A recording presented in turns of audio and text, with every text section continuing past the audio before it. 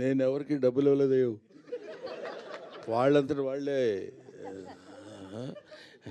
ఏమాత్రం ప్యాకేజ్ ఇచ్చామని అడుగుతారేమో భయంగా ఉంది. అదే అందరికీ నా హృదయపూర్వకమైన నమస్కారాలు. ఈరోజు నేను ఈ సినిమా ఫంక్షన్కి రావడానికి ముఖ్య కారకుడు సప్తగిరి. ఇది బాగుంది, ఇంతవరకు చప్పట్లు కొట్టడం బాగుంది. ఈ తర్వాత ఎంత తిట్టాలో మీరే నేర్చుకోండి.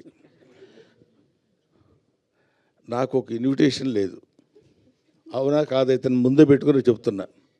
లేదు గురుగారు, మీరు 6 గంటల తర్వాత అదిగా ఒకసారి గురుగారు మీరు దండం పెడతా గురుగారు, ప్లీజ్ నేను పెట్టండి, మీరు ఆశీర్వదించండి. నేను అదిగో 6 గంటల తర్వాత నేను ఇక్కడికి వచ్చి వెళ్ళిపోవాలంట. ఏమయ్యా, మీ ప్రొడ్యూసర్ కూడా ఒక పిలవలేదు, మీ డైరెక్టర్ ఎవరో తెలియదు నాకు. పోనీ సినిమాలో యాక్ట్ చేయకపోతే యాక్ట్ చేయకపోయాను, వాళ్ళు ఎవరన్నా వాళ్ళు కూడా నీ ఇష్టమైతే రా, అది నీ అదృష్టం, లేకపోతే నేనేం చేయగలను. నీ అదృష్టాన్ని పరీక్షించుకుని నువ్వు రాగలిగితే మేము ఆనందిస్తాం అన్నట్టు వాళ్ళిద్దరూ సైలెంట్గా ఊరుకున్నారు, ఈయన ఊరుకున్నారు. నేను ఇక్కడికి వచ్చిన రీజన్ ఏంటంటే, ఒక్క విషయం ఈ అందరి తరఫున చెప్పాల్సింది. చిరంజీవి గారు మొన్న నా బ్రహ్మానందం ఆడియో రిలీజ్ ఫంక్షన్కి తన ఇన్విటేషన్ ఎందుకురా నాకు, నేనే వస్తాను అని చెప్పి వచ్చాడు ఆయన.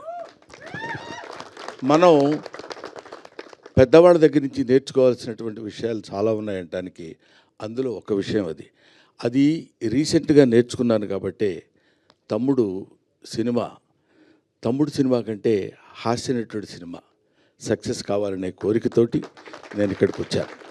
ఇందులో పిలుపులు, బొట్టు పెట్టి పిలవటాలు అలాంటివన్నీ అది ఫార్మాలిటీస్, కానీ అవి స్నేహితుల మధ్య జరిగాయి, ఆత్మీయుల మధ్య జరగవు. ఆత్మతో కనెక్ట్ అయ్యి సోల్మేట్స్ ఉంటారు చూడండి, వాళ్ళతో ఉండదు. ముఖ్యంగా ఈ నెల రోజుల నుంచి, ఒక 15-20 రోజుల నుంచి ఇతను ఎంత శ్రమ పడుతున్నాడో, ఎంత కష్టపడుతున్నాడో. ఆల్మోస్ట్ ఒక మాటలో చెప్పాలంటే అతను కొంచెం బాధపడ్డా సరే ఏకాకిగా తిరిగాడు, ప్రతి వాడి దగ్గరికి వెళ్ళాడు, ప్రతి వాడిని పట్టుకున్నాడు. ఎంతమంది అన్నలు ఉన్నారా నీకని అడిగాను నేను. మా రాజన్న సినిమా చేస్తానన్నాడు సార్ అన్నాడు, మా మారుతి అన్న వస్తానన్నాడు సార్ అంటాడు, మా ఇది డార్లింగ్ సీన్ అన్న రాస్తానన్నాడు సార్ అంటాడు. ఇలాగా తన్ను తాను అందరితో కలిసిపోయి తన ప్రతిభని ప్రదర్శించి భగవంతుడు నిజంగా ఇందాక సరదాగా జోవియల్గా చెప్పారేమో నాకు తెలియదు, కానీ బయట పూజలు చేస్తాడని మన మారుతి గారు కనిపించని దేవుళ్ళందరికీ మొక్కున్నాడు. ఎందుకంటే ఈ సినిమా సక్సెస్ అయ్యి నన్ను ఆశీర్వదిస్తే, సినిమాని నమ్ముకొని వచ్చినందుకు నేను హాయిగా 4 మెతుకులు తిని బతుకుతానన్నా, అందుకని అడుగుతున్నానన్న. ఇది అతను నాతో చెప్పిన మాట. ఈ మాట నేను మీతో పంచుకోవాలి.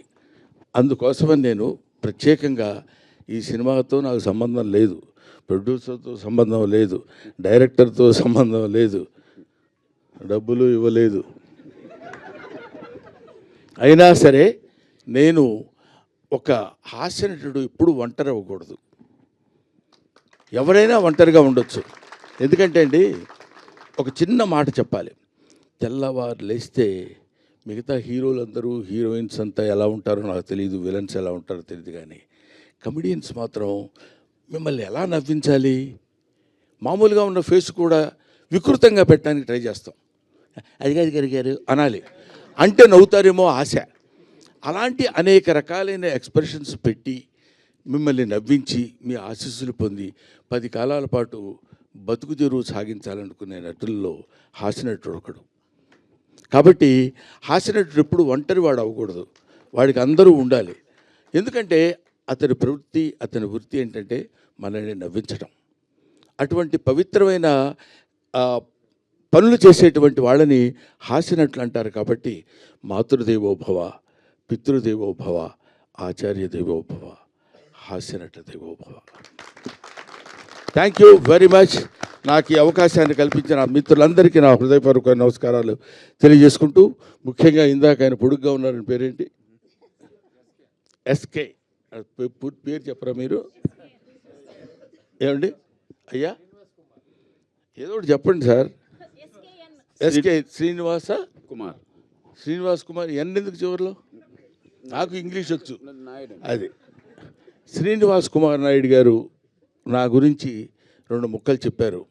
నిజంగా దానికి ప్రత్యేకంగా గుర్తుపెట్టుకుని ఆయనకి నేను థ్యాంక్స్ చెప్పాలనిపించింది.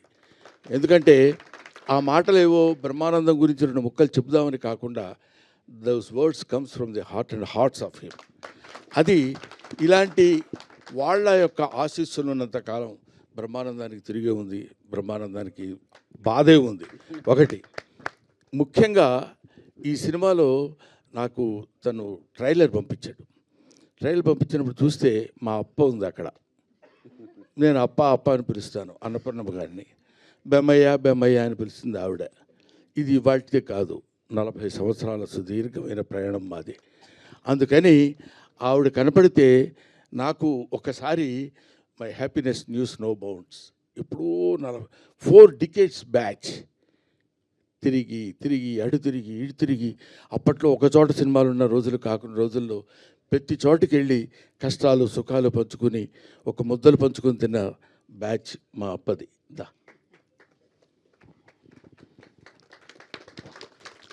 ఇప్పుడు తలకి రంగేయటం మానేసింది, కానీ ఒకప్పుడు అబ్బు. థ్యాంక్ యూ నాన్న, thank you very much. I wish all the best. Pellikani Prasad మంచి హిట్ చేసి మంచి హాస్యనటుడికి మంచి జీవితాన్ని ఇవ్వమని మనస్ఫూర్తిగా కోరుకుంటూ సెలవు తీసుకుంటాం. Thank you.